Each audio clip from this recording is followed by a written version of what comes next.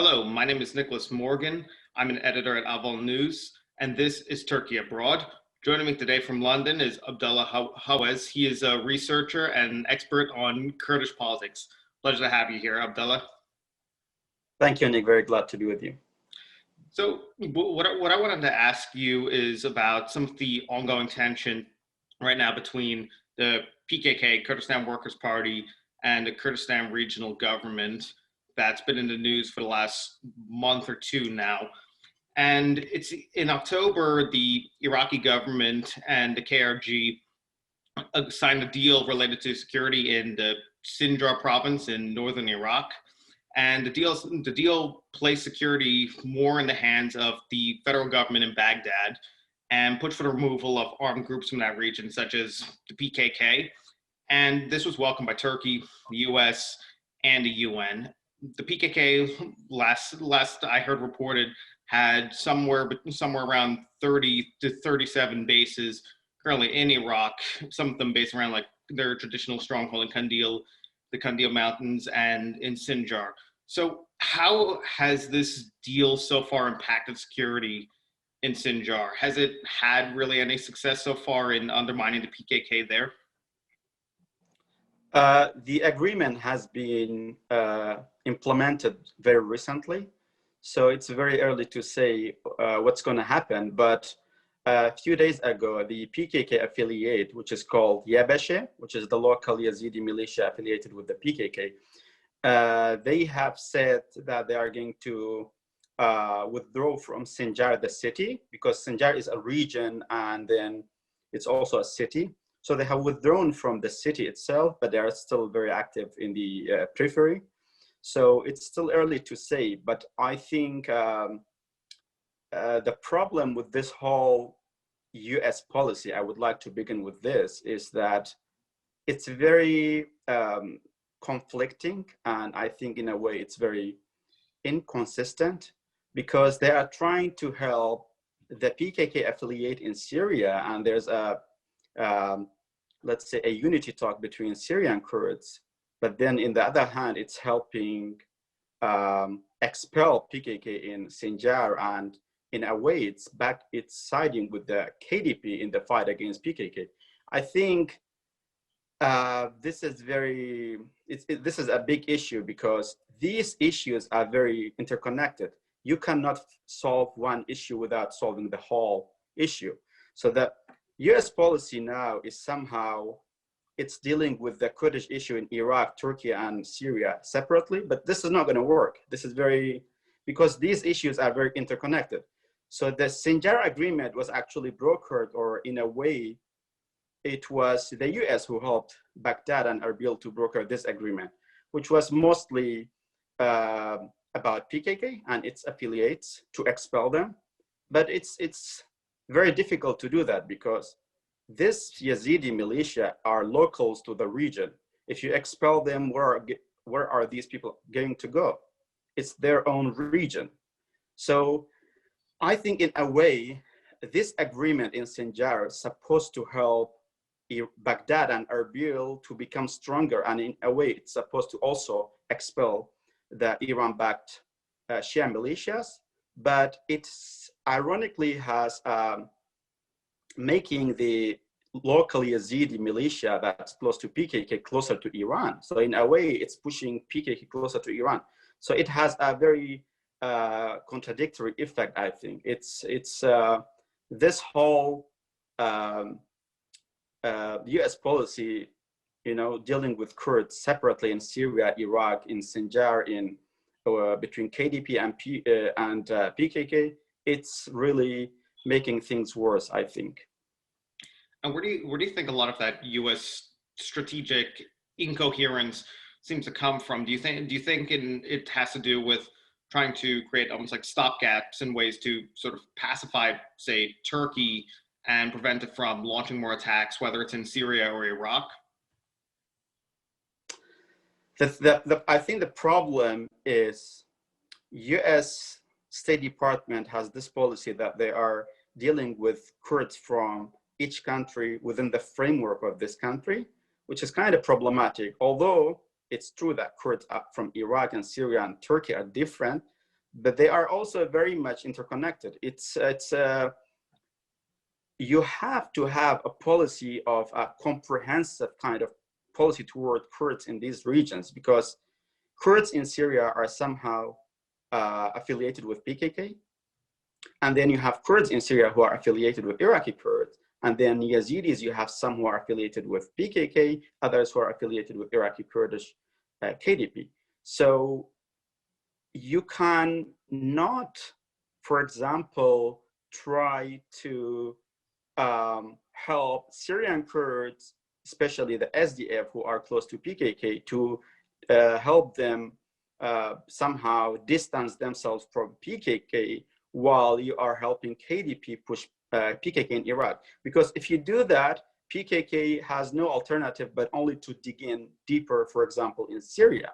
So it's the US policy. I mean, to be honest, this whole US policy in the Middle East is not new. They have, I think, a very superficial way of dealing with the conflicts in the region. It's not only the Kurdish issue, it's the whole region. So this whole thing stems from the way US is looking at the states in the Middle East.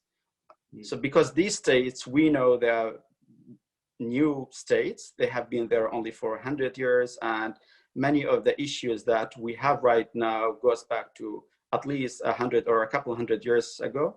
So you cannot deal with these countries, especially when it comes to Kurds, only within the framework or of the countries that they are from. It's more complicated, and we will see in the future, I think, the US, this inconsistent, this incoherent US policy is going to lead the region to, I think it makes things more complicated for Kurds. It may also have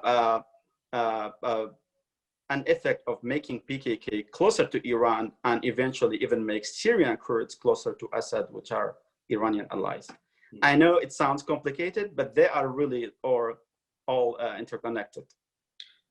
Yeah, understandably, and it's interesting to hear how the PKK could be pushed closer to Iran, because given the kind of problems that Iran itself also has with a lot of Kurdish groups inside its own borders, and it has also launched attacks inside Iraqi Kurdistan. It's for the US too. It seems like that. It's not. They're not really squaring the circle so much, and seeing how the impact of these agreements and just kind of the boomerang effect it's having on their overall policy, it seems. Let me explain something. The thing is, I think many people think since Iran itself has a minority Kurds, so they're going to naturally be against all Kurds. This is not how things have been historically for the Kurdish groups in the Middle East. So usually Kurds groups in the Middle East have been allied with countries who are regional rivals with the other countries. For example, when it comes to Turkish Kurds, they have tried to be allies with Iran. It's the same with Iraqi Kurds. Before the creation of Iraqi Kurdistan, the Kurdish groups were actually allies with the Iranian regime. Before that, with the Shah. They were also allies with Assad in Syria. There has been Iranian Kurds who has been allies with Turkey. There has been Iranian Kurds who has been allies with Saddam Hussein of Iraq. It's really, every country has tried to use the Kurdish minority against their own native countries. So it's, we have to look at this within its historical context. This is one. Another thing that we have to consider is that PKK has a kind of revolutionary ideology. They, from the very start of the foundation, the creation or the establishment of PKK, they had camps in Lebanon, which at the time was controlled by Syria. And at the time, in the late 70s, early 80s, Iranian militias, which helped Khomeini create the Islamic regime in Iran, were also actually active in Lebanon. They also have kind of a revolutionary ideology. So in a way, they have similarities, and I think they have historical links. So you have this, and then you have Iraqi Kurds, especially the KDP, who have very close economic ties to Turkey. So it's not that, okay, these countries have a minority Kurds in their countries, so naturally they are going to be against all Kurds.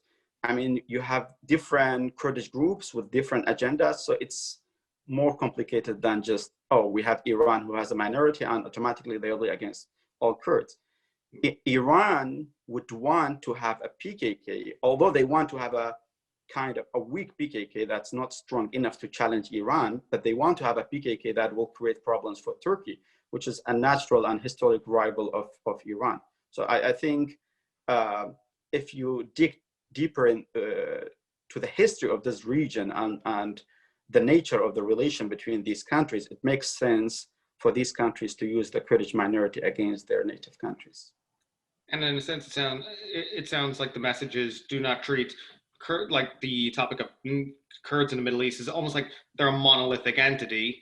Like each one of them, as you were emphasizing, has their own separate motivations, ideologies, interests, and so on. And they're not just they can't be thought, as you mentioned in your first answer, they can't be thought of just in the context of which state they happen to reside in.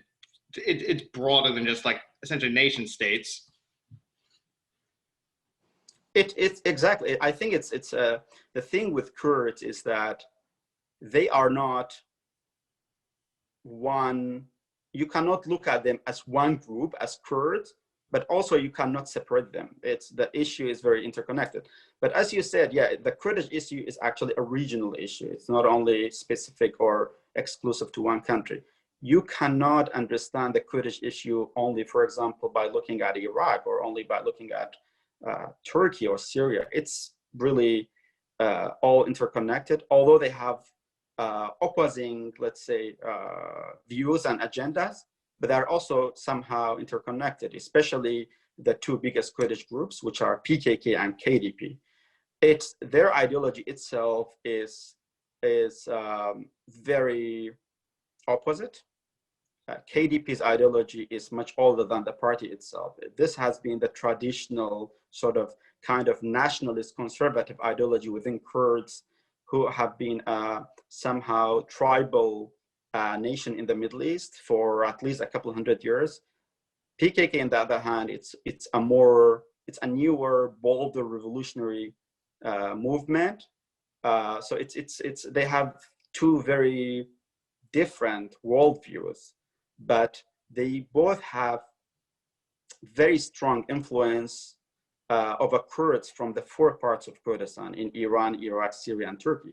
So although they are separate groups with separate agenda, but somehow they are also interconnected, and you cannot look at them without looking at the Kurds as a whole in the Middle East. And I think this all comes from the issue of Kurds in Turkey. Without solving the Kurdish issue in Turkey, you wouldn't be able to end the conflict in Iraq and Syria between Kurds. So it's really somehow interconnected in the sense that the deep issue is that you have a Kurdish problem in Turkey. We know that there was a peace process between the Erdogan government and PKK from 2009 until 2015, which fell apart after the AK party of Erdogan lost elections and they became much more nationalist, and they started this alliance with the nationalist MHP. So it's really this, let's say, complicated but also simple, that you have to start with the Kurdish issue in Turkey. Otherwise, you will still have problems between PKK and Iraqi Kurds, because PKK nowadays is based in Iraq. And then you also will have problems in Syria, because part of the Kurds in Syria are affiliated with PKK, the other part are affiliated with Iraqi Kurdish KDP. So this is just the way things are. Focusing on one of those interconnections between, say, the HDP and KDP, my apologies, and Turkey, for instance. Like in September, the KRG Parliament published a report that was documenting Turkish incursion since 1992 and the damage that's caused. And part of the resolution attached to it was that they were calling out groups such as the PKK inviting inviting meddling by foreign countries into Iraqi Kurdistan. And in 2019, some KRG officials were saying that the PKK was a problem, but they didn't feel as if they were ready to discuss it as one publicly. So I want to ask you, how much of a shift in rhetoric has this been for Erbil, and what is the impact of these recent Turkish incursions into northern Iraq in the aftermath of the whole fight against ISIS? What does it mean? Like, how significant is this shift? I want to mention one thing. The issue between the ruling party in Iraqi Kurdistan, KDP, and PKK is nothing new. KDP actually fought alongside Turkey in 1992 when they wanted to expel PKK from Iraqi Kurdistan. So it's nothing new. This whole thing has been there for a long time. But at the time, they kind of failed to expel PKK. Since then, Turkey has had conducted, over a dozen military operations in Iraqi Kurdistan. So this whole thing is nothing new, but it's just the realities on the ground has prevented KDP to become bolder against PKK because they just failed to expel them. So before talking about the recent developments, one more thing that I need to mention is PKK has been in Iraqi Kurdistan since 1983, 1 year before they start their very first attack against Turkish troops inside Turkey. In fact, actually, when they started their very first attack against Turkish troops, they actually started it from Iraq. So they have used Iraq as a launching pad against attacks inside Turkey since the very beginning. The thing is, you have had a dozen rebel groups, Kurdish Turkish rebel groups in Turkey since the foundation of Turkish Republic in 1923. But the reason that PKK has been the most successful and the sole Turkish Kurdish party to survive today is that they have been based in a neighboring country instead of being based inside Turkey. Because if they had started inside Turkey without having a base, for example, let's say in Iraq, I don't think they would have been able to continue until today. So for them, it's this whole being based in Iraqi Kurdistan is a matter of life or death. Coming back to now, I think the situation now is different than the 90s or early 2000s, where Turkey was conducting military operations against the PKK. This time, I think Turkey is, first of all, more powerful. Somehow they have been emboldened by their recent successes in Syria, in Libya, in Karabakh. And we should also not forget that Turkish military has become more powerful. We have seen their drones; they play a very important role in their wars. And also, I think another important thing to mention is that the Turkish intelligence has also become somehow more powerful, because the new structure of the Turkish intelligence is more unified. Before, you had multiple Turkish intelligence. You had MIT, the national intelligence, you had the military intelligence, you had the gendarmerie intelligence. I think they had somehow conflict of interest. So this new structure of the Turkish intelligence is more assertive. Also, nowadays, Turkey have a much better network of local spies inside Iraqi Kurdistan. These are all making this new reality much more in favor of Turkey. But we should also not forget that PKK has also become much more powerful since the 90s. Now their influence is throughout the Middle East. They have this close ally, YPG, which is controlling a big part of Syria. they have affiliates in Iraq, they have affiliates in Sinjar, they have affiliates in Iran. So it's really, the thing has become more complicated. Although Turkey is more powerful, but PKK is not the PKK of 90s as well. You may be able to somehow weaken PKK in Iraq militarily, but you cannot actually in the rebel group, because as I said, there are so much stretch all over the region. How are you going to if you, for example, attack them in Iraq, how are you going to do the same in Syria, in Iran, in Sinjar? It's really, it takes a long time. And until, by the time Turkey is ready to, for example, eradicate PKK, a new reality on the ground may emerge and things may become even more complicated. So it's, although Turkey is more powerful nowadays and they are trying to also pressure their allies in Iraq, the KDP, the Iraqi Kurds, to also fight with the PKK. But this is also complicated again, because Iraqi Kurds have their own issues. They are in a very deep economic crisis. The region is really not stable these days. KDP partners in the KRG government are also not in favor of military actions against PKK. So things are not all rosy for Turkey. It's really complicated, and Iraqi Kurds are have deep economic crisis, and they have their own issues that may not make them ready to have a direct military confrontation with the PKK. We talked about it earlier in the conversation about how the U.S. supported the Sinjar agreements, and they've called out some of the PKK attacks inside Iraq, such as on the Kirkuk Cheyenne pipeline. And back in August, there was a State Department official had suggested that he said that Washington hopes to see Turkey cooperate more with both the KRG and Baghdad against PKK inside of Iraq. How involved can Turkey?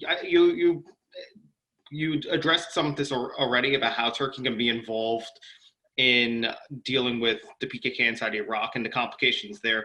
But what I want to ask is, where does the central government in Baghdad fall in this Turkey, PKK, KRG conflict situation? What is Baghdad's interest in all of it?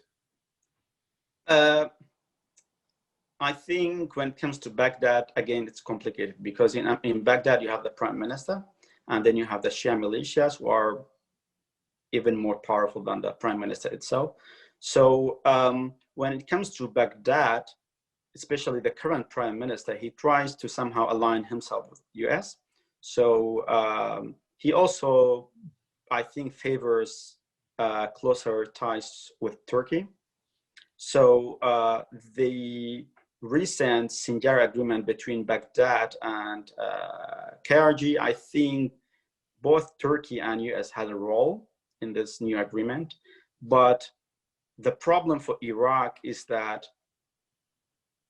the agreement states that both Yabashe, which is the local militia of PKK, and then also Shia militias to withdraw from Sinjar.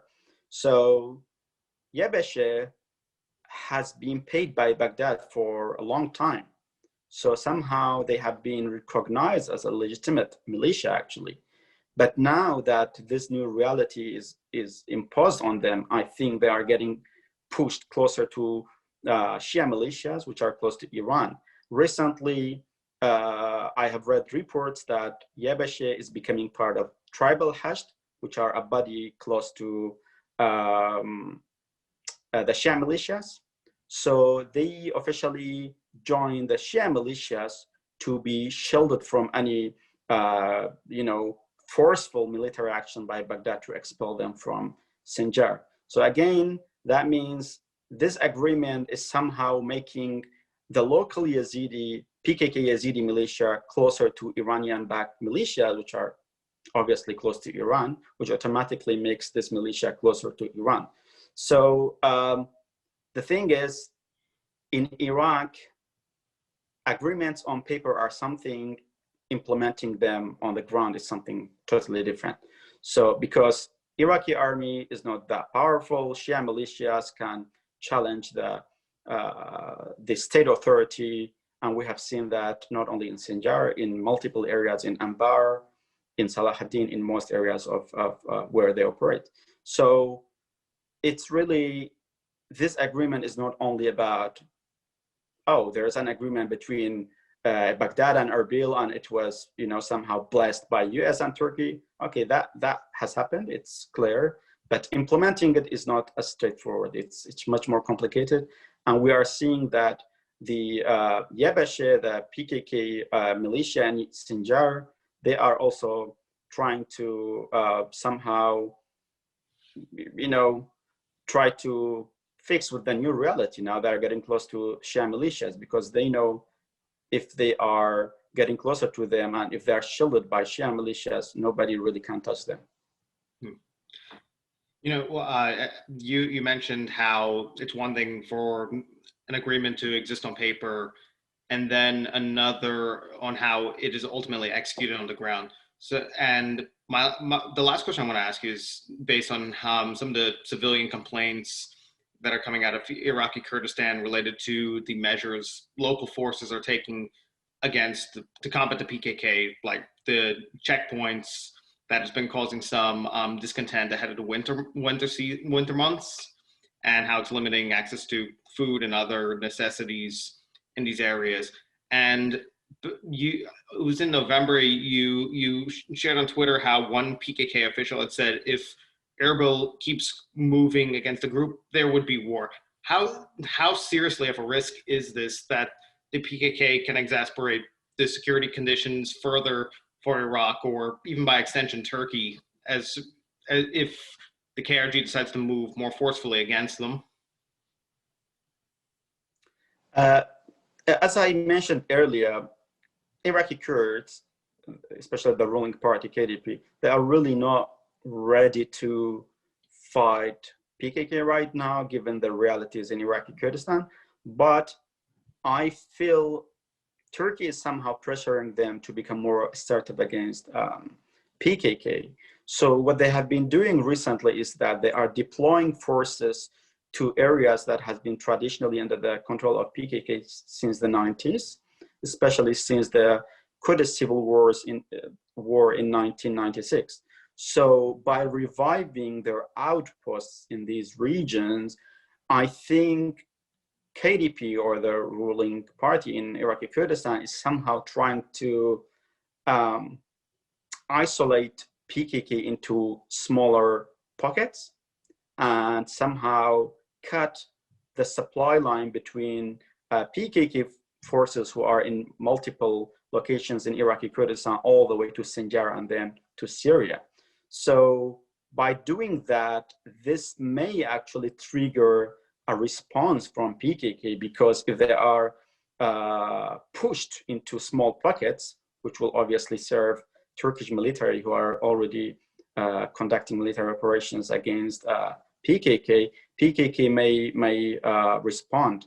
But I think right now, especially given that we are already in the winter, and the winter in these regions where PKK is active is extremely snowy. So I don't see how any direct confrontation can happen these days.